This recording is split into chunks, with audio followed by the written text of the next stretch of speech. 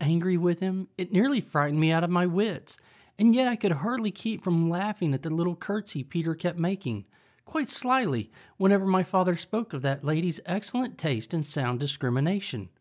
"Did Miss Jenkyns know of these tricks?" said I. "Oh, no. Deborah would have been too much shocked. No, no one knew but me. I wish I had always known of Peter's plans, but sometimes he did not tell me. He used to say the old ladies in the town wanted something to talk about, but I don't think they did.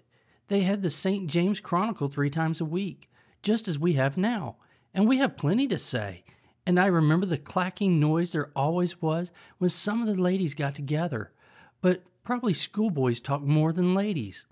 At last there was a terrible sad thing happened. Miss Matty got up, went to the door and opened it. No one was there.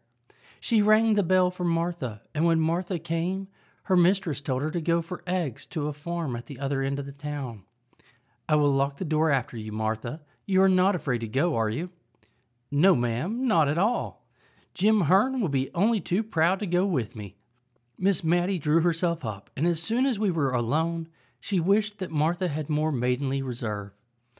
"Well, we will put out the candle, my dear. We can talk just as well by firelight, you know. There. Well, you see, Deborah had gone from home for a fortnight or so. It was a very still, quiet day, I remember, overhead, and the lilacs were all in flower, so I suppose it was spring. My father had gone out to see some sick people in the parish. I recollect seeing him leave the house with his wig and shovel hat and cane. What possessed our poor Peter, I don't know. He had the sweetest temper, and yet he always seemed to like to plague Deborah. She never laughed at his jokes, and thought him ungenteel, and not careful enough about improving his mind, and that vexed him. Well, he went to her room, it seems, and dressed himself in her old gown and shawl and bonnet, just the things she used to wear in Cranford, and was known by everywhere, and he made the pillow into a little— You are sure you locked the door, my dear, for I should not like anyone to hear— into a little baby, and white long cloth. It was only, as he told me afterwards, to make something to talk about in the town. He never thought of it as affecting Deborah. And he went and walked up and down the Filbert walk, just half hidden by the rails and half seen, and he cuddled his pillow just like a baby, and talked to it all the nonsense people do. Oh, dear, and my father came stepping stately up the street, as he always did, and what should he see but a little black crowd of people, I dare say as many as 20, all peeping through his garden rails. So he thought, at first, they were only looking at a new rhododendron that was in full bloom, and that he was very proud of, and he walked slower that they might have more time to admire, and he wondered if he could make out a sermon from the occasion, and thought, perhaps, there was some relation between the rhododendron and the lilies of the field. My poor father, when he came nearer, he began to wonder that they did not see him, but their heads were all so close together, peeping and peeping. My father was amongst them, meaning, he said, to ask them to walk into the garden with him and admire the beautiful vegetable production, when, oh, my dear, I tremble to think of it, he looked through the rails himself and saw— I don't know what he thought he saw, but old Claire told me his face went quite gray-white with anger, and his eyes blazed out under his frowning black brows, and he spoke out, oh, so terribly, and bade them all stop where they were, not one of them to go, not one of them to stir a step, and swift as light he was in the garden door and down the Filbert walk, and seized hold of poor Peter, and tore his clothes off his back, bonnet, shawl, gown, and all, and threw the pillow among the people over the railings. And then he was very, very angry indeed, and before all the people he lifted up his cane and flogged Peter. My dear, that boy's trick, on that sunny day when all seemed going straight and well, broke my mother's heart, and changed my father for life. It did indeed. Old Claire said Peter looked as white as my father, and stood as still as a statue to be flogged, and my father struck hard. When my father stopped to take breath, Peter said, "Have you done enough, sir?" quite hoarsely, and still standing quite quiet. I don't know what my father said, or if he said anything, But old Claire said Peter turned to where the people outside the railing were and made them a low bow, as grand and as grave as any gentleman, and then walked slowly into the house. I was in the storeroom helping my mother to make cowslip wine.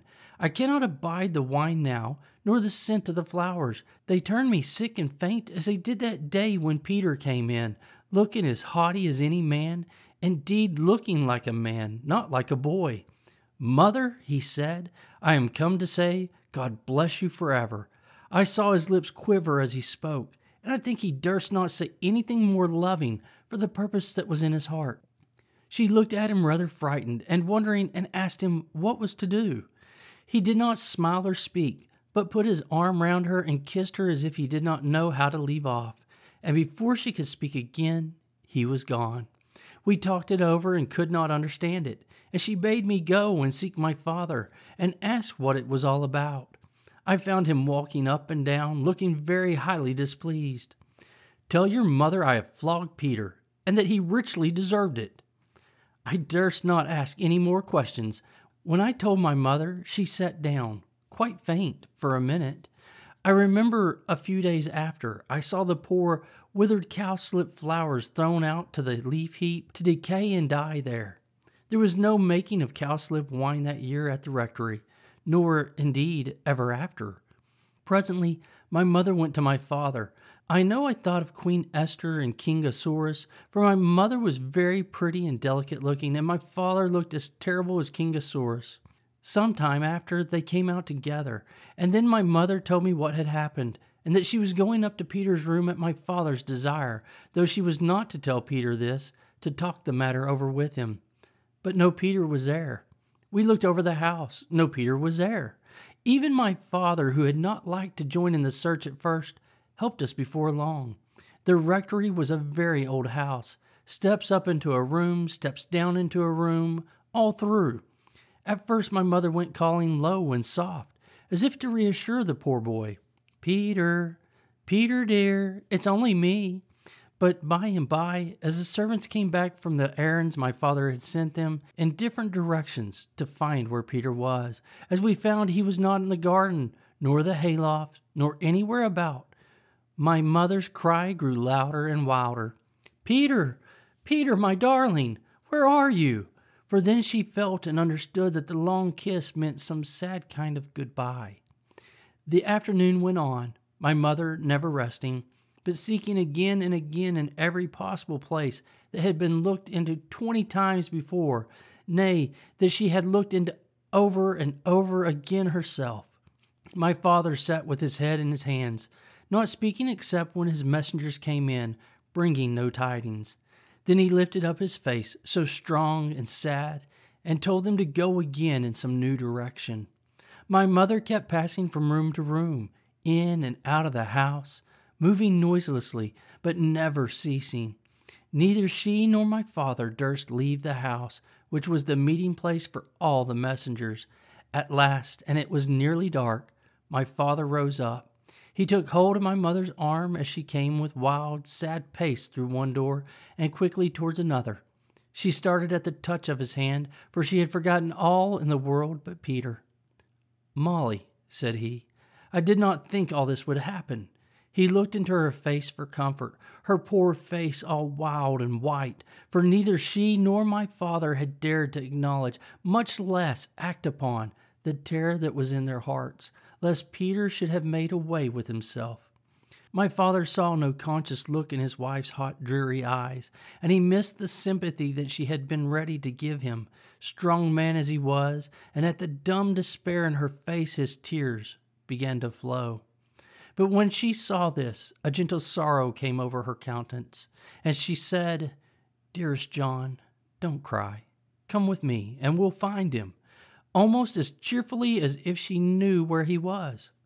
And she took my father's great hand in her little soft one, and led him along, the tears dropping as he walked on that same unceasing, weary walk from room to room through house and garden.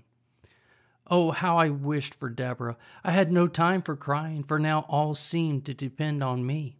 I wrote for Deborah to come home. I sent a message privately to that same Mr. Holbrook's house. Poor Mr. Holbrook. You know who I mean. I don't mean I sent a message to him, but I sent one that I could trust to know if Peter was at his house. For at one time, Mr. Holbrook was an occasional visitor at the rectory. You know he was Miss Pole's cousin, and he had been very kind to Peter and taught him how to fish. He was very kind to everybody, and I thought Peter might have gone off there. But Mr. Holbrook was from home, and Peter had never been seen. It was night now, but the doors were all wide open, and my father and mother walked on and on. It was more than an hour since he had joined her, and I don't believe they had ever spoken all that time. I was getting the parlor fire lighted, and one of the servants was preparing tea, for I wanted them to have something to eat and drink and warm them, when old Claire asked to speak to me. I have borrowed the nets from their weir, Miss Matty. Shall we drag the ponds tonight, or wait for the morning? I remember staring in his face to gather his meaning, and when I did, I laughed out loud. The horror of that new thought, our bright, darling Peter, cold and stark and dead. I remembered the ring of my own laugh now. The next day, Deborah was at home before I was myself again. She would not have been so weak as to give way as I had done, but my screams, my horrible laughter had ended in crying, had roused my sweet dear mother, whose poor wandering wits were called back and collected as soon as a child needed her care. She and Deborah sat by my bedside. I knew by the looks of each that there had been no news of Peter, no awful, ghastly news, which was what I most had dreaded in my dull state between sleeping and waking. The same result of all the searching had brought something of the same relief to my mother, to whom, I am sure, the thought that Peter might even then be hanging dead in some of the familiar home places had caused that never-ending walk of yesterday. Her soft eyes never wore the same again after that. They had always a restless, craving look, as if seeking for what they could not find. It was an awful time, coming down like a thunderbolt on the still sunny day when the lilacs were all in bloom. "Where was Mr. Peter?" said I. He had made his way to Liverpool, and there was war then, and some of the king's ships lay off the mouth of the Mersey, and they were only too glad to have a fine, likely boy such as him, 5'9" he was, come to offer himself. The captain wrote to my father, and Peter wrote to my mother. Stay, those letters will be somewhere here. We lighted the candle and found the captain's letter and Peter's too, and we also found a little simple begging letter from Miss Jenkyns to Peter, addressed to him at the house of an old schoolfellow, whither she fancied he might have gone. They had returned it unopened, and unopened it had remained ever since, having been inadvertently put by among the other letters of that time. This is it. My dearest Peter, you did not think we should be so sorry as we are, I know, or you would never have gone away. You are too good. Your father sits and sighs till my heart aches to hear him. He cannot hold up his head for grief, and yet he only did what he thought was right. Perhaps he has been too severe, and perhaps I have not been kind enough. But God knows how we love you, my dear only boy. Dawn looks so sorry you are gone. Come back and make us happy, who love you so much. I know you will come back. But Peter did not come back. That spring day was the last time he ever saw his mother's face.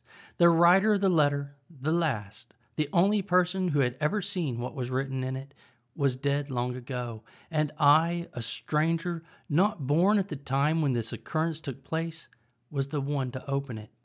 The captain's letter summoned the father and mother to Liverpool instantly, if they wished to see their boy, and by some of the wild chances of life, the captain's letter had been detained somewhere, somehow.